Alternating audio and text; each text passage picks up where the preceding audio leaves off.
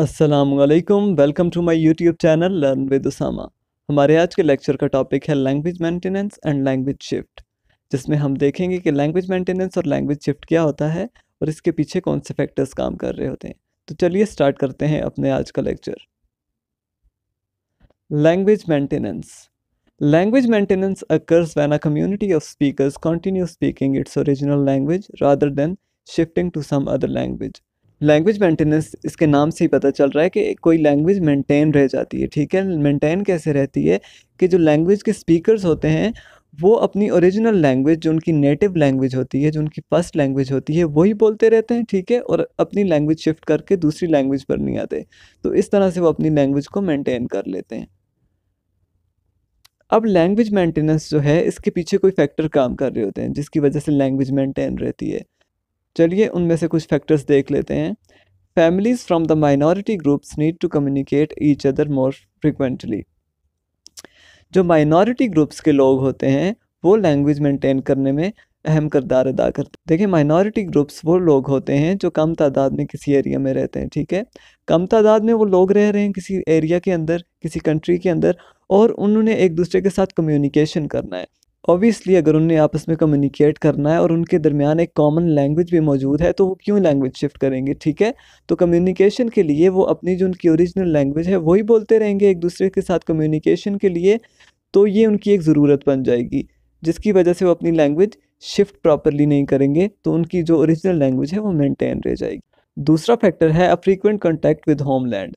Frequent contact with homeland का मतलब है कि लोग जो अपने ममालिक के साथ जुड़े रहते हैं, अपने एरिया के साथ जुड़े रहते हैं, बेशक दूसरे ममालिक में जाएं फिर भी आते जाते रहते हैं अपनी कंट्री के अंदर, तो उनको ज़रूरत पड़ती है कि वो अपनी लैंग्वेज को शिफ्ट ना करें और जो उनकी ओरिजिनल लैंग्वेज है उसी में बातचीत करें। ठीक है, ऑब्वियसली उन्होंने अपने एरिया में दूसरे लोगों से कम्युनिकेट तो करना है, अपने घरों में बातचीत तो करनी है, तो लैंग्वेज शिफ्ट करना उनके लिए मुनासिब नहीं होता। इस तरह से भी लैंग्वेज मेंटेन रह जाती है। Upon number of speakers. अब language maintenance number of speakers पर भी डिपेंड करता है कि उस लैंग्वेज को कितने ज़्यादा लोग बोल रहे हैं। ठीक है, अगर किसी लैंग्वेज को बहुत ज़्यादा स्पीकर्स बोल रहे हैं तो उसका लैंग्वेज का शिफ्ट करना इतना आसान नहीं होता लोगों के लिए। ठीक है, क्योंकि बहुत ज़्यादा तादाद में लोग बोल रहे हैं, ऑब्वियसली वो आपस में कम्युनिकेट भी उसी लैंग्वेज के अंदर फिर करते हैं, तो इस तरह से उनकी लैंग्वेज मेंटेन रहती है, लैंग्वेज शिफ्ट नहीं कर सकते वो लोग। Attitude towards native language.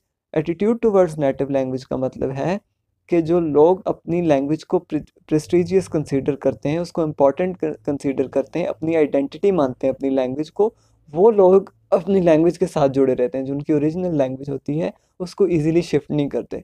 ठीक है, तो उनके एटीट्यूड से भी लैंग्वेज मेंटेन रहती है। लास्ट है हमारे पास to have support institutions.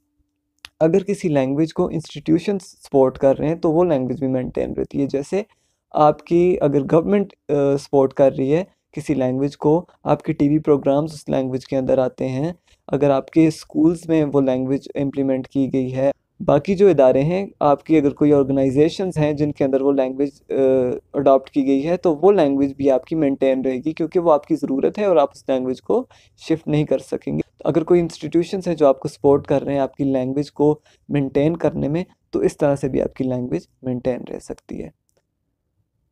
Next हमारा टॉपिक है लैंग्वेज शिफ्ट, कि लैंग्वेज जो है, कोई ज़ुबान कैसे लोग शिफ्ट करके दूसरी ज़ुबानों पर आ जाते हैं।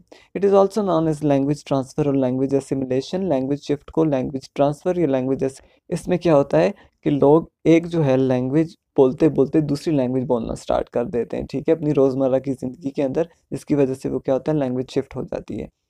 It is a process by which a speech community gradually stops using one of its two languages in favor of the dominant one.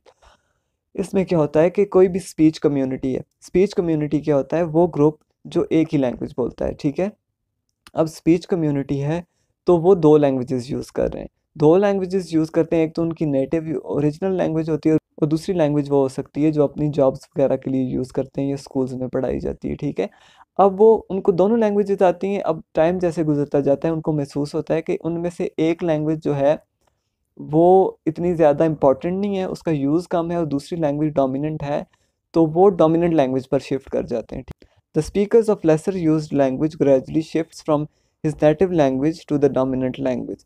ठीक है, अब इसमें ये भी होता है कि एक लैंग्वेज है जो बहुत कम यूज़ हो रही है, ठीक है, उसका यूज़ ही कम है, घरों में भी इतनी ज़्यादा नहीं बोली जा रही। अब जो और नई जनरेशन आ रही है, आपने उसको भी क्या किया है, नई लैंग्वेज सिखा दी है, ठीक है, डोमिनेंट लैंग्वेज सिखा दी है आप, तो फिर घरों में भी आप अपनी ओरिजिनल लैंग्वेज यूज़ नहीं कर रहे, ऑफिस में जा रहे हैं तो वहाँ पे भी नहीं यूज़ कर रहे, सोसाइटी में भी यूज़ नहीं कर रहे, तो उसका फिर यूज़ कहाँ है, ठीक है, कम्युनिकेशन उसमें उसका यूज़ ही बहुत कम रह गया है। तो इसलिए अब क्योंकि उसका कोई इंपॉर्टेंस नहीं रही उस लैंग्वेज की, तो इस तरह से फिर आप लैंग्वेज शिफ्ट करके डोमिनेंट लैंग्वेज पे आ जाएंगे। तो ये भी एक रीज़न है लैंग्वेज शिफ्ट के लिए। अब इसके पीछे फैक्टर्स देख लेते हैं। सबसे पहले देखते हैं कि सोशल एंड इकोनॉमिक फैक्टर्स क्या हैं जो लैंग्वेज शिफ्ट के पीछे काम करते हैं, ठीक है। इसमें सबसे पहली बात है, the dominant language is associated with social status and Prestige. अब जो आपकी सोसाइटी के अंदर डोमिनेंट लैंग्वेज होती है, जो आपकी हायर क्लास यूज़ कर रही है, ठीक है, हाई क्लास के लोग यूज़ कर रहे हैं, अपर क्लास के लोग वो लैंग्वेज यूज़ कर रहे हैं, आपके स्कूल्स में वो यूज़ हो रही है, ठीक है, आपके टीवी प्रोग्राम्स में वो यूज़ हो रही है, तो आप लोग उसका स्टेटस भी हाई कंसीडर करते हैं। नेक्स्ट जो फैक्टर है वो हमारे पास है जॉब्स। जॉब्स के लिए सबसे ज़्यादा लैंग्वेज शिफ्ट की जाती है, ठीक है। लोग क्या करते हैं, जो जहाँ पे वो जॉब करते हैं वहाँ जाते हैं, वहाँ पर उनकी जो लैंग्वेज है डिफरेंट लैंग्वेज बोली जा रही है, ठीक है। वो सुबह से शाम तक अपने ऑफिस में काम कर, जो जॉब की रिक्वायरमेंट है वो लैंग्वेज बोलना स्टार्ट कर देते हैं, तो इससे भी लैंग्वेज शिफ्ट होती है। थर्ड है हमारे पास pressure of society and institutional domain such as school and media, ठीक है। आपका सोसाइटी का जो प्रेशर आपके ऊपर होता है, ठीक है, अगर आप कोई लैंग्वेज ऐसी बोल रहे हैं जो बाकी लोग नहीं बोल रहे, तो आपके ऊपर एक प्रेशर पड़ता है कि जो बाकी सब कर रहे हैं आप भी वही करें, तो ये एक प्रेशर आपके ऊपर पड़ता है। जैसे आपके बच्चे स्कूल्स में जाते हैं तो स्कूल की जो लैंग्वेज होगी तो वो वाली लैंग्वेज अडॉप्ट करेंगे, या आपका मीडिया जिसमें आपके टीवी प्रोग्राम्स आ रहे हैं, आपके बाकी चैनल्स जिसमें चल रहे हैं, सोशल मीडिया पे जो लैंग्वेज बोली जा रही है, ऑब्वियसली आपको वो लैंग्वेज फिर अडॉप्ट करनी पड़ती है ताकि आप दूसरे लोगों से डिफरेंट ना लगें। तो सोसाइटी का प्रेशर भी एक फैक्टर होता है लैंग्वेज शिफ्ट के पीछे। Immigrants who sound different may be threatened by the majority groups, ठीक है। अब जो लोग माइग्रेशन करके किसी कंट्री में जाते हैं, वो देखते हैं कि बाकी जो लोग उस कंट्री में रह रहे हैं वो दूसरी लैंग्वेज बोल रहे हैं और हमारी लैंग्वेज डिफरेंट है, तो वो थ्रेट होते हैं और इस वजह से वो अपनी लैंग्वेज शिफ्ट कर लेते हैं। तो ये भी एक फैक्टर हो सकता है आपकी लैंग्वेज शिफ्ट के पीछे। नेक्स्ट फैक्टर जो आपकी लैंग्वेज शिफ्ट के पीछे काम करते हैं वो है डेमोग्राफिक फैक्टर्स। मतलब आपकी जो एरिया के लिहाज से आपके कौन से फैक्टर्स हैं जो आपकी लैंग्वेज शिफ्ट के पीछे काम करते हैं। Language shift is faster in urban areas than in rural areas, ठीक है। जो अर्बन एरियाज होते हैं, जो सिटीज़ वाली साइड होती है, वहाँ पे लैंग्वेज शिफ्ट फास्टर होती है, और जो आपके गांव वगैरह होते हैं, विलेजेस वाली साइड पे, वहाँ पे लैंग्वेज शिफ्ट कम होता है, ठीक है।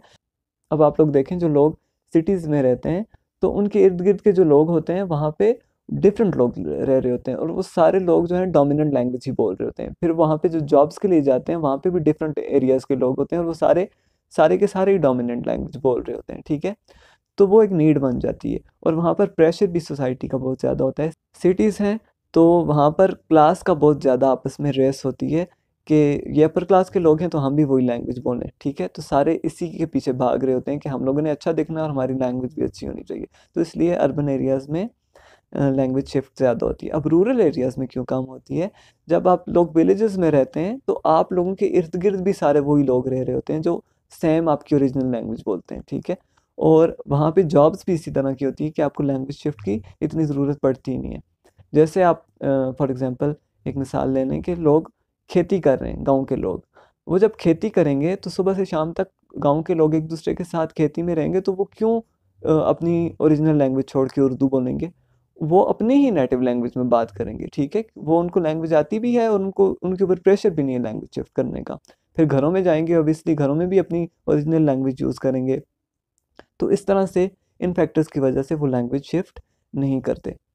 दूसरा डेमोग्राफिक फैक्टर्स है, inter marriage between different groups can accelerate language shift.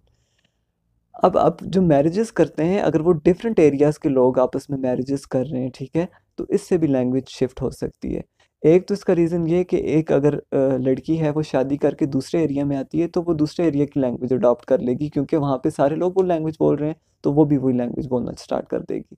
दूसरा फैक्टर ये हो सकता है कि जिस औरत की शादी हुई है वो शादी करके आई है, उसने अपनी लैंग्वेज को नहीं छोड़ा, और वो अपनी आने वाली ऑफस्प्रिंग है, जो उसके बच्चे हैं, उनको अपनी ही लैंग्वेज सिखा देती है।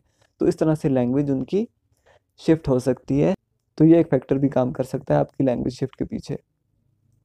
नेक्स्ट जो फैक्टर्स हैं हमारे पास, attitudes and values. Attitudes and values आपकी लैंग्वेज शिफ्ट के पीछे किस तरह से काम करते हैं। Language shift is slower among communities where the minority language is highly valued and language is seen as an ethnic identity. अब वो एरियाज़, वो कम्युनिटीज़ जो अपनी लैंग्वेज को अपनी आइडेंटिटी कंसीडर करते हैं, जो अपनी लैंग्वेज को बहुत ज़्यादा मानते हैं, ठीक है, और उसके साथ अपने इमोशंस को अटैच करते हैं, तो वो लोग ईज़िली अपनी लैंग्वेज शिफ्ट नहीं करते। वो अपनी ओरिजिनल लैंग्वेज के साथ जुड़े रहते हैं, ठीक है। तो क्योंकि उनका एटीट्यूड अपनी लैंग्वेज की तरफ पॉजिटिव होता है।